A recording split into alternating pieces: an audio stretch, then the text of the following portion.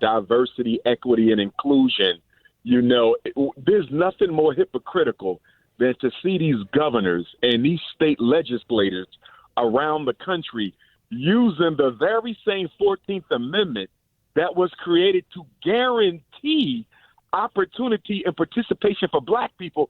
They're using the same amendment that was created to guarantee our participation and opportunity, and they're using it to systemically deny us that exact same opportunity and participation.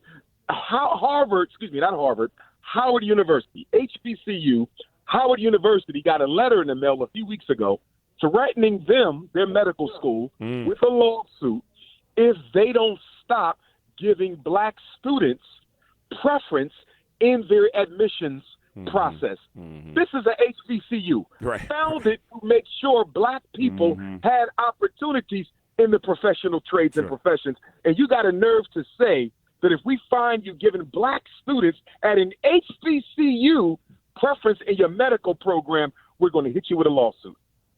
And they are dismantling diversity, equity, and inclusion with the same 14th Amendment that was supposed to guarantee it.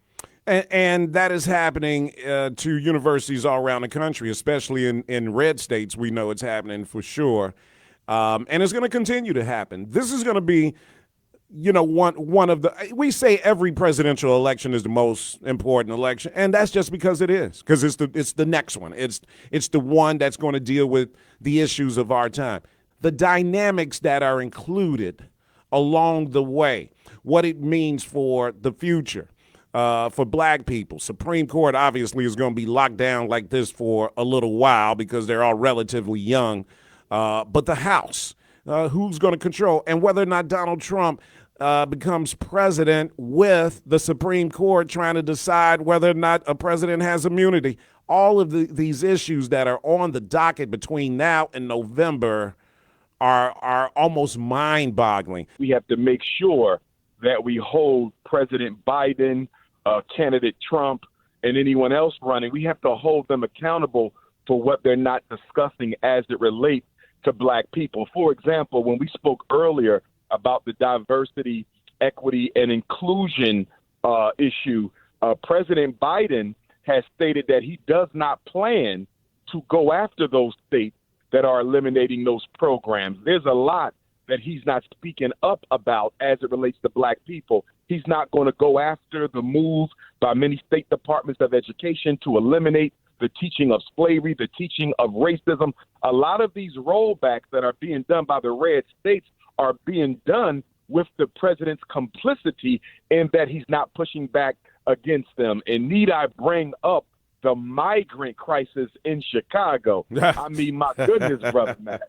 The president is going to have to do something. And as you know, the Democratic National Convention is in Chicago this August. And I mean, if there's any time to organize and push back and hold the Democratic Party accountable, this is the time to do it. But as I travel through the country and ask people what are their thoughts about this election, Brother Matt, a lot of brothers and sisters, I mean from doctors to lawyers, all the way down to the brothers and sisters who are working in the community, a lot of them don't plan to show up because neither candidate is giving them anything to vote for as it relates to the black agenda.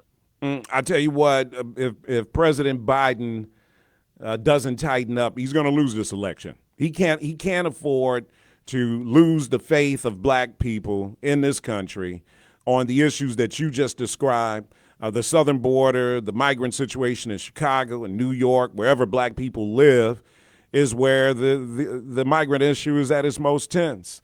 You know, our mayor here, here we have a black mayor, and now he's dealing with this issue of the migrants, and he's losing. Our mayor is losing a lot of support from black Chicago because of the migrant situation, which is a failed a White House policy on the southern border. It's almost like, our mayor didn't even get a fair chance to be mayor. He had to deal with this migrant situation, which is really a Biden problem.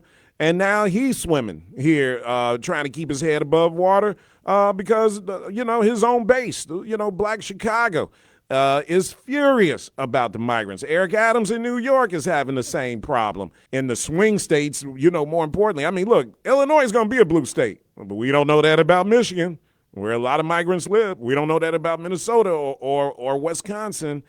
Joe Biden better tighten up, or this is going to be a very disappointing fall for the Democrats.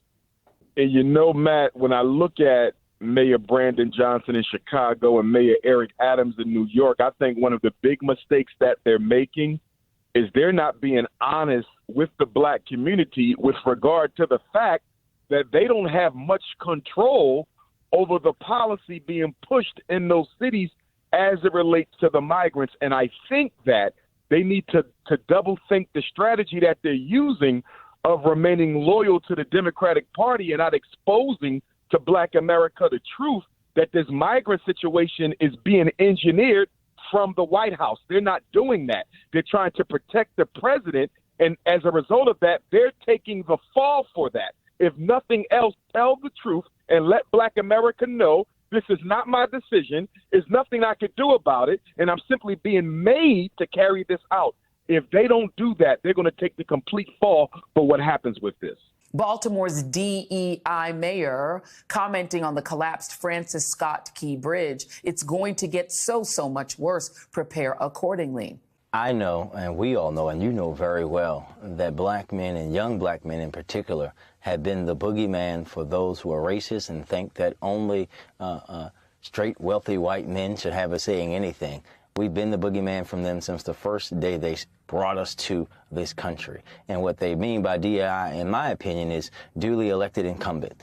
We know what they want to say, but they don't have the courage to say the N-word. And the fact that I don't believe in their untruthful and wrong ideology, and I am very proud of my heritage and who I am and where I come from, scares them, because me being at my position means that their way of thinking, their way of life of being comfortable and suffering, and while everyone else suffers, is going to be at risk, and they should be afraid, because that's my purpose in life. Black people are the only culture that think we can win as individuals.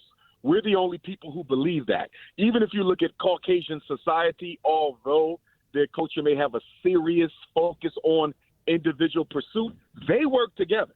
They couldn't do what they do without working together. Racism could not work without teamwork. People who think I'm going to win by myself, and I would rather take the gamble and think that I can outsmart racism and systemic disadvantage by myself rather than work with other black people. Stated another way, our self-hatred and our contempt and our lack of trust for other black people has created a mindset where black people would rather go at it alone, Brother Matt, than work with the team. We're almost at the finish line of the renovations of the Frederick Douglass Marcus Garvey Academy, and we're looking to have a grand opening community celebration sometime this summer, and I'll keep you guys posted. All right.